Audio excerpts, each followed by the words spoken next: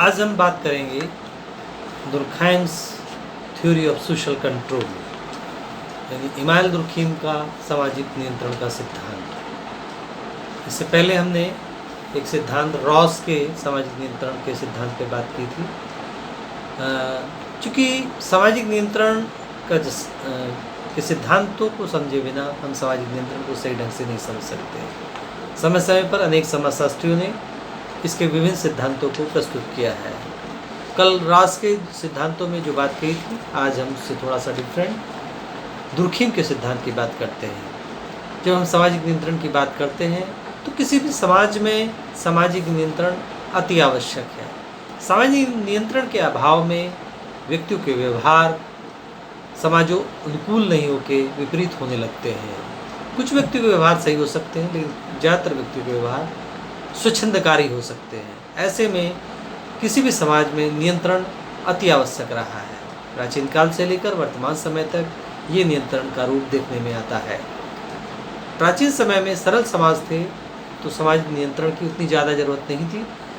हालांकि उस समय भी जो विपरीत व्यवहार होते थे उनके लिए दंडात्मक कार्रवाई की जाती थी, लेकिन जैसे जैसे समाज सरल से जटिल होता जा रहा है वैसे वैसे नियंत्रण की आवश्यकता और अधिक महसूस की जाती रही है।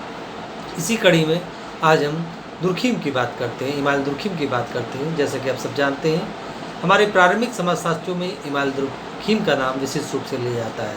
एक फ्रांसीसी समाजशास्त्री जिन्होंने समाजशास्त्र के क्षेत्र में अनेक तरह की चीज़ें, अनेक तरह के सिद्धांत प्रस्तुत किए। उनका एक सिद्धांत आत्महत्या का सिद्धांत भी बड़ा प्रसिद्ध रहा है। ये प्रारंभिक समाजशास्त्रियों में इन्हीं की विचारधाराओं पर बाद में चल के डालकर पार्सन साहब आगे बढ़े।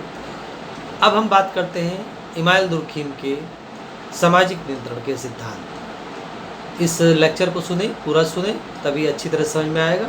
और अधिक जानकारी के लिए हमारा चैनल सब्सक्राइब करिए ताकि आपको डिटेल में जानकारी मिलती रहे। सामाजिक नियंत्रण के बारे में बताने के लिए यहाँ इमानुएल दुर्खीम का कहना है, समाज में कई तरह के समूह होते हैं।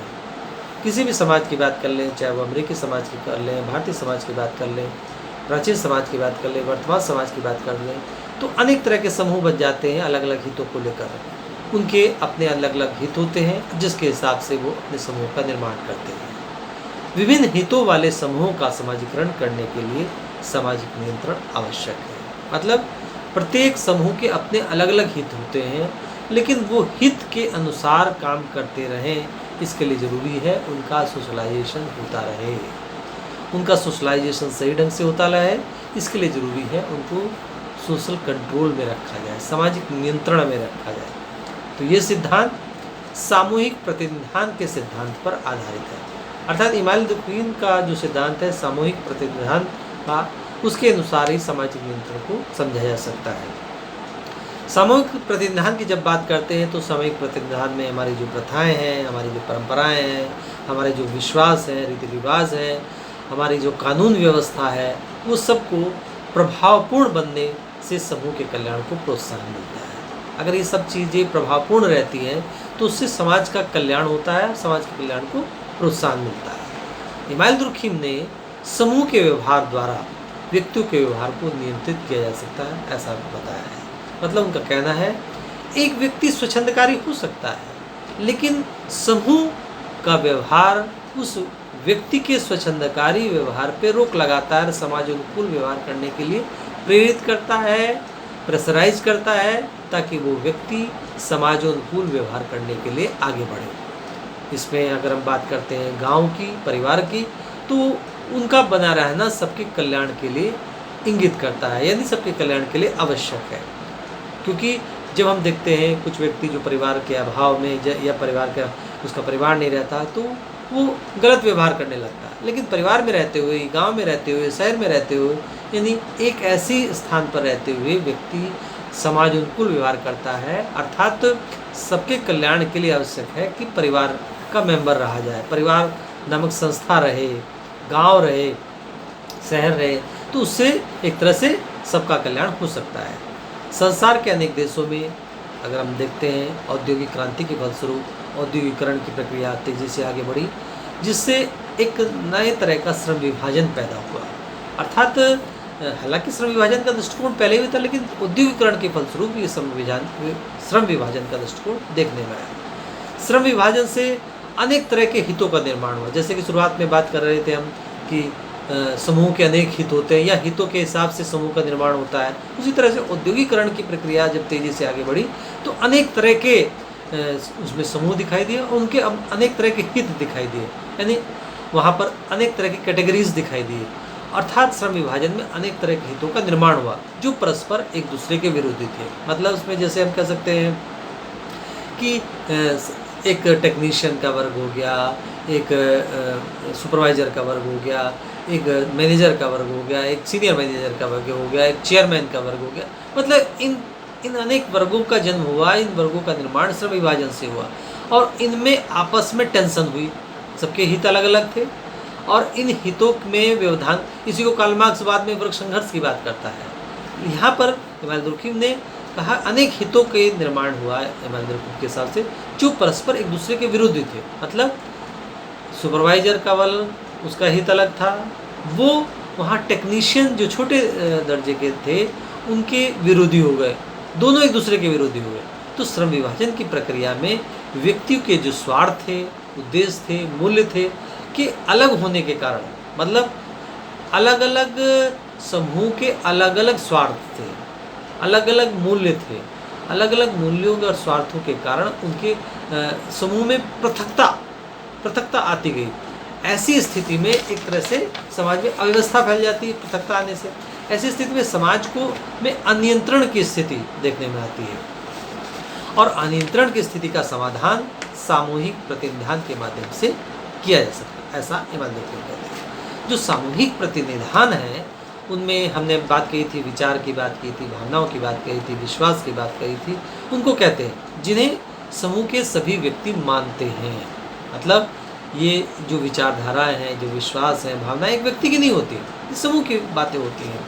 तो सामूहिक प्रतिनिधान से व्यक्तिगत स्वार्थ एक तरह से की भावना दबती है या कमज़ोर होती है, वो उसका कोई महत्व नहीं रहता, जबकि सामूहिक कल्याण की भावना प्रबल होती है। मतलब समूह की सोच, समूह का विचार, समूह की भावना वो इम्पॉर्टेंट होती है, अर्थात उसी के हिसाब से सबको चलना होता है। तो और व्यक्तिगत विचार, व्यक्तिगत सोच, व्यक्तिगत रूप में जो स्वार्थ का दृष्टिकोण है वो चीज़ दबता है और व्यक्ति समूह के हिसाब से काम करने लगता है।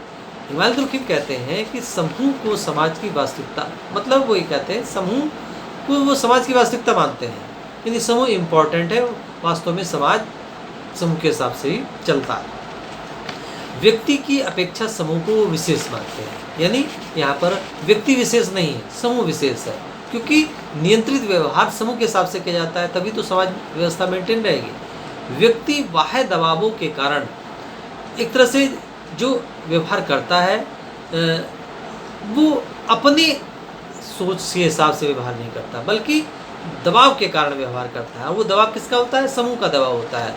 उसे उन्होंने सामाजिक तथ्य कहा है। मतलब कोई भी व्यक्ति समाज में रहे कि जो भी व्यवहार करेगा उसमें उसकी व्यक्तिगत सोच नहीं है, व्यक्तिगत दृष्टिकोण नहीं, समूह का दबाव है, समूह की सोच है।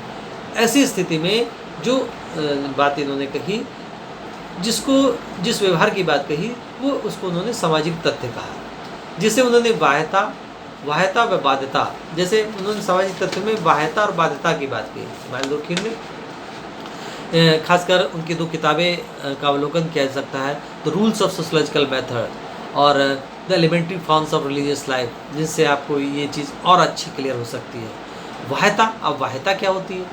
बाह्यता व्यक्ति से बाहर पृथक, वस्तुनिष्ठ और सामूहिक होती है। मतलब एक तरह से समूह का दृष्टिकोण होता है, व्यक्ति से बाहर होती है, पृथक होती है और उसमें ऑब्जेक्टिविटी पाई जाती है, वस्तुनिष्ठ दृष्टिकोण पाया जाता है और ये सामूहिक होती है। बाध्यता क्या होती है? ये भी व्यक्ति से बाहर होने के कारण बाध्यता मूलक होती है। मतलब चूँकि व्यक्ति की सोच नहीं होती, व्यक्ति का व्यवहार नहीं होता है, ऐसे में वो अपने आप में बाध्यता मूलक हो जाएगी। जैसे मंदिर में कोई कहे मंदिर में जाने से शांति मिलती है, दूसरा कहे हमको तो शांति नहीं मिलती, लेकिन वो इस बात को नहीं कह सकता क्योंकि समूह कह रहा है, बड़ा समूह कह रहा है, ऐसी स्थिति में उसको जाकर शांति मिलती है या नहीं मिलती उससे मतलब नहीं, उसको वही बात कहनी पड़ेगी। बड़ों का सम्मान करना चाहिए। ऐसे में प्रत्येक व्यक्ति को ये बात कहने के लिए बाध्य होना पड़ता है।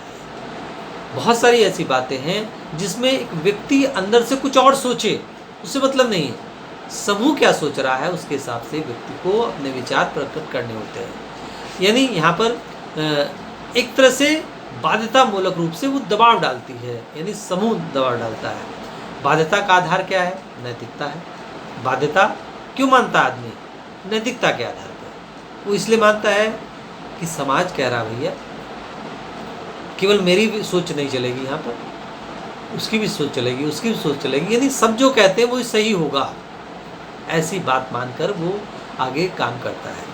नैतिकता के अगर हम देखते हैं तो दो स्वरूपों का जिक्र किया है उन्होंने। एक तो आत्मनिष्ठ हो सकता है और दूसरा वस्तुनिष्ठ हो सकता है। आत्मनिष्ठ का मतलब सीधे सीधे घटना का जो मूल्यांकन अपने मन के अनुसार किया जाता है, अपने मन के हिसाब से तो कर नहीं सकते। दूसरी तरफ वस्तुनिष्ठ आधार, वस्तुनिष्ठ घटना का जो मूल्यांकन है वस्तुपरक आधार पर किया जाता है। यानी नैतिकता में भी आत्मनिष्ठ और वस्तुनिष्ठ, वस्तुपरक दोनों रूप में हो सकता है। तो यहाँ पर वस्तुपरक पे ध्यान दिया जाता है। कुछ नियम सामूहिक रूप से वस्तुपरक मानव के रूप में सबको मान्य होते हैं, क्योंकि आत्मनिष्ठ यानी एक व्यक्ति की सोच सबको मान्य नहीं हो सकती, क्योंकि वस्तुनिष्ठ दृष्टिकोण सबको मान्य हो सकता है, सारे समूह को मान्य हो सकता है, क्योंकि उसमें किसी तरह का पक्षपातपूर्ण व्यवहार नहीं रहता है। सबकी सोच उसमें शामिल रहती है, इंक्लूड रहती है, और सब चीज़ क्लियर रहती है, पारदर्शिता रहती है, इसलिए सारे समूह के लोग उस नियमों को मानते हैं। ऐसे नियमों के विपरीत आचरण करने पर समूह द्वारा दंड दिया जा सकता है, समूह उसको दंडित कर सकता है, और इसके अनुसार व्यवहार करने पर, और साथ में जो उसके अनुसार व्यवहार करता है उसको पुरस्कार भी दिया जाता है, उसको पुरस्कृत किया जाता है। दुर्खीम ने वस्तुनिष्ठ नैतिक नियमों की स्थापना सामाजिक नियंत्रण के संदर्भ में की।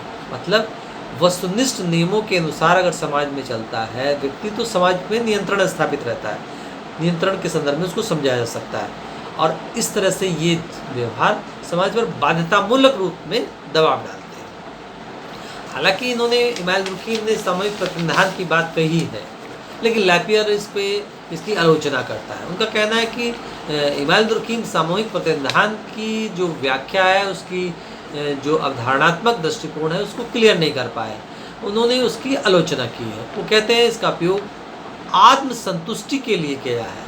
उन्होंने मतलब कह सकते हैं उन्होंने अपनी आत्मसंतुष्टि के लिए किया है, इसकी व्याख्या करने में दुर्खीम असमर्थ रहे, अर्थात लैपियर इसका विरोध करते हैं। जबकि इमानुएल दुर्खीम का कहना है कि सामूहिक प्रतिनिधान के आधार पर एक तरह से बाध्यतामूलक दबाव डालकर समाज को नियंत्रित किया जा सकता है। इस तरह से सामाजिक नियंत्रण का